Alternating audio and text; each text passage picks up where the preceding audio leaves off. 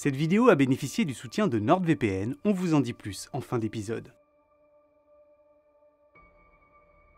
Saviez-vous que la surface de la Lune sent la poudre à canon? Qu'il y a au centre de notre galaxie un nuage riche de milliards de mètres cubes d'alcool, dans lequel on retrouve en quantité des molécules qui participent à l'arôme des framboises et à l'odeur du rhum, et que l'intérieur de Jupiter possède un fumet d'amandes amères. Bref, vous l'aurez compris, aujourd'hui nous allons plonger notre nez dans bon nombre d'endroits où il vaut mieux ne pas le mettre. J'entends par là l'espace lointain, comme la surface d'autres planètes. Bon, j'imagine que ce genre d'affirmation doit très certainement sonner comme étrange à vos oreilles. Comment est-il possible de connaître les odeurs d'astres aussi éloignés, d'endroits où nous n'avons jamais mis les pieds? Laissez-moi vous expliquer, vous allez voir, c'est fascinant. Pour connaître les fumées de l'atmosphère de Jupiter, comme de lointains nuages interstellaires, il suffit simplement de les observer. Il faut comprendre que dans la nature, lorsque des atomes ou des molécules s'agitent, elles émettent des longueurs d'onde particulières. Or, nous avons découvert que chaque élément, atome comme molécule, possède une signature spectrale unique et singulière. En quelque sorte, une empreinte digitale lumineuse qui permet de l'identifier. Dès lors, à partir du moment où un astre émet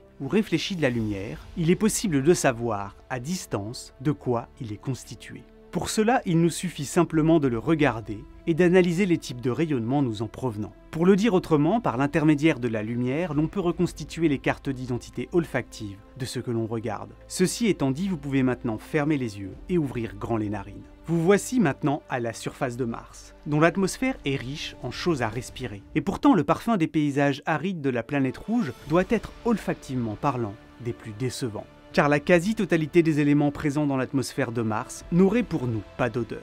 En réalité, pour que l'on puisse sentir une molécule passant par nos narines, il faut disposer des récepteurs capables d'en détecter la présence. Songez que sur Terre, aucun des 8 principaux composants de l'air n'est perceptible pour nous. Vous voyez sa composition actuellement s'afficher à l'écran. Aucune de ces molécules n'est perceptible par notre nez. En fait, si ce que l'on inspire possède par moment une odeur, c'est majoritairement dû aux composés volatiles complexes qu'on trouve dans l'air, et qui sont en grande majorité produits par l'activité des vivants ou par des minéraux en suspension. Ainsi, à retirer sa combinaison pour prendre une grande bouffée d'air martienne, tout au plus ne percevriez-vous qu'un fumet de poussière et de roches rouillées, venant accompagner l'inodore odeur de la mort. Car exposer directement son corps à une pression 170 fois plus faible que sur Terre, aurait pour conséquence immédiate de faire bouillir vos fluides corporels, tels que les muqueuses pulmonaires, la salive ou les larmes. C'est pourquoi, avant de poursuivre notre odyssée olfactive, précisons que lorsque l'on parle de l'odeur de ces astres, ce n'est pas celle que vous ressentiriez si vous sortiez d'un vaisseau sans combinaison adaptée. Sur l'infernale Vénus, par exemple, les 460 degrés qui règnent en surface ne vous laisseraient même pas le temps d'humer les caractéristiques olfactives de l'atmosphère de la planète.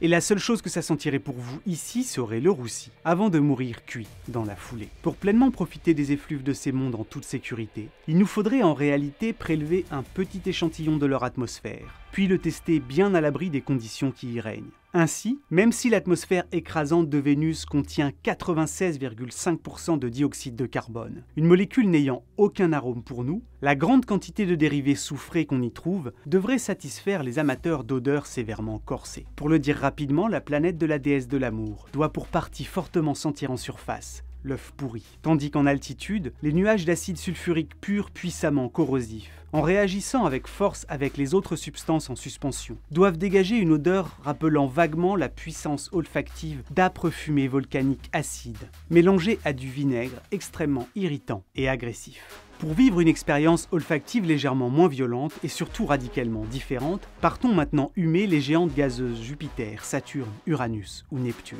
À plonger votre nez à l'intérieur de ces planètes, dépourvues de surface solide, vous sentiriez les odeurs évoluer légèrement à mesure que vous vous enfoncez. Car même si ces planètes sont en grande majorité composées d'éléments inodores, tels que du dihydrogène, de l'hélium ou du méthane, on y trouve également quantité d'éléments dotés de caractéristiques olfactives bien marquées. Il y a de légères différences entre les 4 géantes gazeuses. Dans la haute atmosphère de Jupiter, on retrouve à l'état de trace de l'ammoniac, qui doit donner à la géante une légère odeur de litière. En termes fleuris, ici ça sent le pipi. Et à mesure que l'on s'enfoncerait dans cet astre-là, la densité de l'atmosphère allant toujours croissant, l'odeur se ferait toujours plus présente et intense, rappelant dans une sensation de brûlure et d'étouffement de puissants solvants industriels. Et ces senteurs âcres et agressives seraient bientôt accompagnées par des arômes d'œufs pourris engendrés par la présence, là aussi, du sulfure d'hydrogène. À l'intérieur des brumes épaisses de Jupiter, on a également pu mettre en lumière la présence de cyanure d'hydrogène, dont l'odeur étrangement agréable possède la douce légèreté des amandes amères. Mais cette subtilité masque un terrible secret, celui de la nature toxique d'un composé que tout le monde n'est pas capable d'identifier. Car au même titre que l'odeur très particulière que dégage l'urine après que vous ayez mangé des asperges, la capacité à sentir le cyanure d'hydrogène est inscrite dans nos gènes et n'est pas présente dans toute la population. La bonne nouvelle étant cependant qu'une exposition prolongée à cette substance a pour étrange conséquence de vous faire perdre toute forme d'odorat. Un atout non négligeable quand on sait qu'en s'enfonçant toujours plus profondément dans l'atmosphère turbulente de la géante gazeuse à l'haleine de démons nauséabonds. Des molécules d'hydrure de phosphore, dont l'odeur insistante est souvent comparée à celle de l'ail ou du poisson pourri, font leur apparition.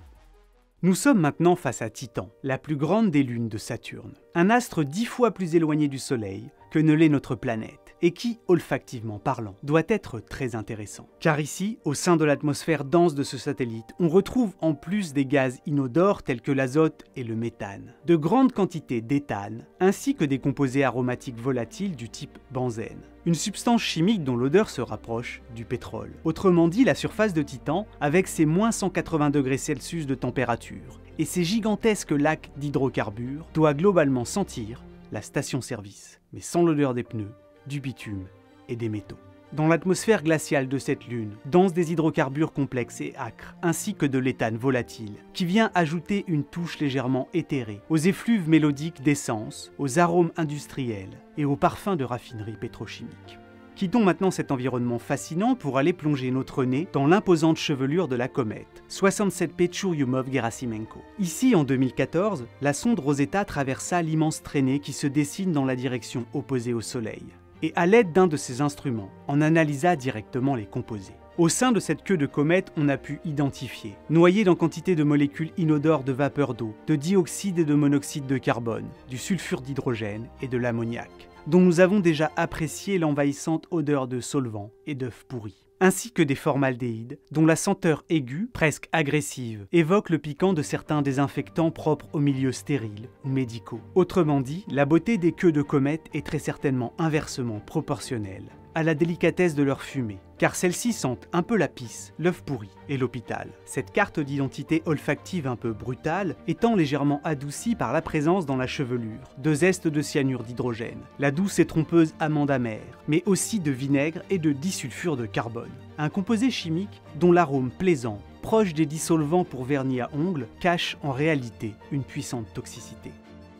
La beauté saisissante de cette image nous donne à voir les restes d'une étoile désormais disparue. Mais en étudiant la nature de la lumière, elle nous donne également accès à l'une des expériences olfactives les plus déroutantes qu'il soit. Car dans ces nébuleuses se retrouve l'OV, l'odeur de la mort des étoiles. Dans ces nappes de gaz dérivants produites lors des derniers instants de vie d'étoiles à l'agonie, on retrouve de grandes quantités de molécules organiques complexes de type hydrocarbures aromatiques polycycliques. Un nom qui ne vous dit très certainement rien. Pourtant, des molécules de ce type, vous vous en mettez dans le nez tous les jours, car ces dernières sont issues de processus de combustion incomplètes, si bien qu'on les retrouve sur Terre, dans l'odeur du goudron, comme des tartines brûlées. Ailleurs dans l'univers, ces hydrocarbures aromatiques polycycliques se retrouvent dans les enveloppes de gaz en expansion entourant les étoiles mourantes, comme au sein des denses et froids nuages moléculaires, qui sentent probablement très légèrement un peu le cramé, le barbecue mal ajusté et le charbon brûlé. Histoire de finir sur une touche un peu plus fruitée, penchons notre nez sur Sagittarius B2, un nuage moléculaire dérivant situé à proximité du centre galactique, à 25 000 années-lumière de la Terre. Au sein de ce vaste ensemble de poussière et de gaz, large de plus de 100 années-lumière, on a pu identifier la présence de dizaines de molécules odorantes différentes, dont du formiate d'éthyle, un composé singulier participant à la saveur des framboises et à l'odeur suave et sucrée du rhum, et qui est régulièrement utilisé en parfumerie. Et si vous vous demandez quel est le meilleur endroit pour ouvrir le dernier bar avant la fin du monde, eh bien sachez que c'est très certainement dans un nuage moléculaire de ce type, car on y trouve 10 millions de milliards de litres d'alcool dérivant. Et précisons que même s'il est tentant d'imaginer ces nuages moléculaires littéralement imbibés de nuances aigres douces de spiritueux et de fruits fermentés, la réalité est autrement plus complexe. car ces nuages sont composés d'une myriade d'autres composés chimiques, dont les odeurs sont probablement altérées par les conditions extrêmes de température et de pression qui règnent dans l'espace. Et puis surtout, ces notes d'alcool et de fruits seraient insaisissables, dans la mesure où la concentration en molécules dans ces nuages est bien trop faible pour qu'un nez d'humain puisse les percevoir. Les chercheurs se sont d'ailleurs amusés à calculer la taille que devrait avoir notre nez pour être capable d'y détecter les flagrances des molécules dont nous avons parlé. Ils arrivent inévitablement à un pif de plusieurs kilomètres de large. Étrangement, si ces senteurs demanderaient pour être appréciées par des humains à être près de 10 000 fois plus concentrées qu'elles ne le sont, d'autres animaux pourraient sûrement s'en imprégner. Songez que notre espèce ne possède que 5 à 10 millions de neurones spécialisés dans la détection des odeurs, alors que chez les lapins, on retrouve près de 100 millions de ces neurones, et chez les chiens, quelques 220 millions. D'ailleurs, on estime que ces derniers peuvent de façon générale sentir avec une intensité et une précision de 10 000 à 100 000 fois supérieures à la nôtre, et dans certains cas être capable de détecter des molécules 1 milliard de fois plus diluées que le seuil de détection des odeurs de notre propre odorat, au point où un chien dressé et entraîné peut arriver à faire la différence au nez entre des cellules cancéreuses et des cellules saines, ou encore entre deux vrais jumeaux qui ont pourtant des patrimoines génétiques identiques. Les cochons, eux, peuvent sentir les truffes enfouies sous 20 cm de terre, tandis que les saumons sont vraisemblablement capables de goûter les substances chimiques dissoutes dans l'eau pour retrouver la rivière qui les a vus naître, en pistant ses caractéristiques olfactives diluées dans l'océan jusqu'à remonter à sa source. Plus proche de nous et sans avoir besoin d'analyser les spectres lumineux nous provenant d'objets lointains, certains terriens ont vécu la singulière expérience d'inhaler les effluves de l'espace, ou plus précisément d'objets ayant été en contact prolongé avec le quasi-vide de celui-ci. Ce sont les astronautes. Et je pense que le temps est venu de parler de l'odeur de la Lune. Au cours des différentes missions Apollo qui se sont posées sur notre satellite, après chaque retour dans le module lunaire, les astronautes rapportaient presque systématiquement avoir senti une odeur bien particulière, celle de la poudre à canon. On pense que cette odeur, tout à fait incongrue, provenait de la poussière lunaire. Une poussière aussi fine que la cendre de nos cheminées, qui avait tendance à recouvrir le matériel et à se coller partout sur les combinaisons, et était donc, après chaque sortie, invariablement ramenée en quantité dans l'habitacle. Encore aujourd'hui, l'origine de cette odeur étonnante n'est pas comprise avec certitude, car à la surface de la Lune, le sol poussiéreux appelé régolithe est principalement composé de minuscules cristaux de dioxyde de silicium, ainsi qu'un peu de fer, du calcium et du magnésium. Autant d'éléments qui, ça ne vous aura pas échappé, n'ont pas grand-chose à voir avec la poudre à canon. En l'état, on pense que cette odeur tire vraisemblablement son origine de la formation de nouveaux composés chimiques, quand cette poussière lunaire se retrouve dans l'habitacle des astronautes en présence d'oxygène et d'un semblant d'humidité. À moins qu'elle ne provienne d'ions charriés par les vents solaires, qui, après s'être accrochés aux combinaisons, se combinent à l'air du module pour former de nouvelles molécules. On ne sait pas précisément, le mystère reste encore entier. Encore plus proche de notre planète, beaucoup d'astronautes ayant effectué une sortie dans l'espace depuis la Station spatiale internationale évoquent avoir senti, une fois leur scaphandre retiré, la présence insistante d'une odeur diffuse de viande grillée, ou pour certains de cookies trop cuits, accompagnés d'un arôme de l'ordre de celui émanant des pièces de monnaie. Toujours est-il que tous les astronautes s'accordent sur le fait que ces effluves légèrement métalliques se manifestent dans l'ISS uniquement après leur sortie extravéhiculaire. Comme si ceux qui étaient allés faire un petit tour dehors avaient ramené avec eux à l'intérieur du vaisseau les traces olfactives résiduelles de l'espace. Alors certes, le vide n'a en soi pas d'odeur, mais les rares particules ionisées présentes autour de la station peuvent s'attacher aux combinaisons spatiales, puis une fois à l'intérieur du vaisseau, réagir avec d'autres éléments de son atmosphère. Dans tous les cas, s'il fallait confectionner un parfum rendant hommage aux senteurs de l'intérieur des stations orbitales, personne ne le porterait. Car au dire de ceux qui ont fait l'expérience de ces espaces clos, ça sent un mélange insistant de transpiration rance, de dissolvant et d'essence. Ainsi, lorsqu'au retour des astronautes sur Terre, l'équipe de soutien au sol ouvre la capsule, ils ont souvent un mouvement de recul. Après avoir passé plusieurs mois enfermés dans l'espace, où l'air circule en circuit fermé, je pense que l'on peut dire que ça sent le renfermé et l'élixir d'humain très concentré. Bon, après, si l'idée que sentir revient à rentrer en contact avec des molécules volatiles à l'échelle microscopique vous dérange, vous pouvez toujours vous rassurer en vous rappelant que contrairement à ceux de votre cerveau, les neurones olfactifs comme gustatifs se renouvellent constamment et ont une durée de vie moyenne tournant autour de 28 jours. Ce qui signifie que chaque mois, vous avez en quelque sorte un nouveau-né. Avant d'avoir vu cette vidéo, vous pouviez vraisemblablement identifier facilement, les yeux fermés, l'odeur d'une forêt de pins, d'une voiture neuve, d'une boutique de chaussures, d'une parfumerie ou d'une boulangerie. Celle de votre bien-aimé, de votre grenier, de la pluie sur le bitume chaud d'un chien mouillé, de la neige ou d'une bibliothèque. Et maintenant même, celui d'autres planètes. Et une dernière chose, il n'y a pas besoin d'être un génie pour se rendre compte qu'à vue de nez, cette vidéo contient beaucoup trop d'infos à digérer pour se souvenir de chacune d'elles. Cependant, il existe une méthode permettant d'un peu faciliter leur mémorisation. Car si cette vidéo vous a fait éprouver quelques émotions, alors y associer une odeur remarquable pourrait peut-être vous permettre un jour de faire remonter à la surface de votre esprit le souvenir de ce récit, et de ce que vous y avez, j'espère, appris. Car la recherche a montré que l'odorat est de loin le sens le plus profondément ancré dans nos souvenirs. Ne vous est-il jamais arrivé de marcher dans la rue, quand soudain, tel un pot de fleurs impromptu vous tombant sur le coin du crâne, un souvenir lointain se rappelle à vous, à la faveur d'une odeur ou d'un parfum porté par une ou un parfait inconnu? Vous me direz si ça marche. Et si vous l'aviez senti venir sur cette note de mémoire olfactive, que cette ode aux odeurs va se refermer.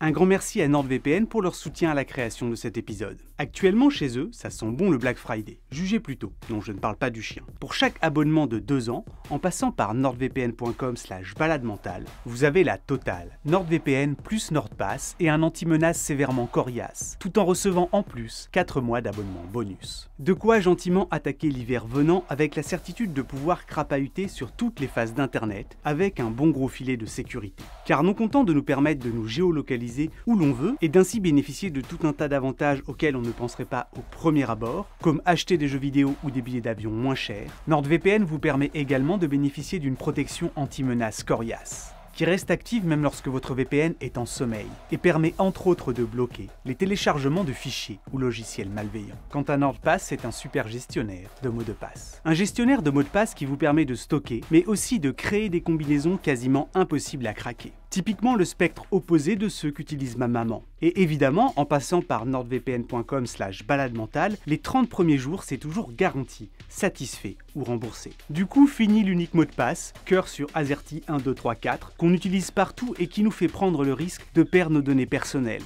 si ce dernier se fait hacker. Et tout ça, c'est pour à peine le prix d'un café, qui sent bon les effluves torréfiés et la sécurité, par la seule direction possible, nordvpn.com/baladementale. Encore un grand merci à eux.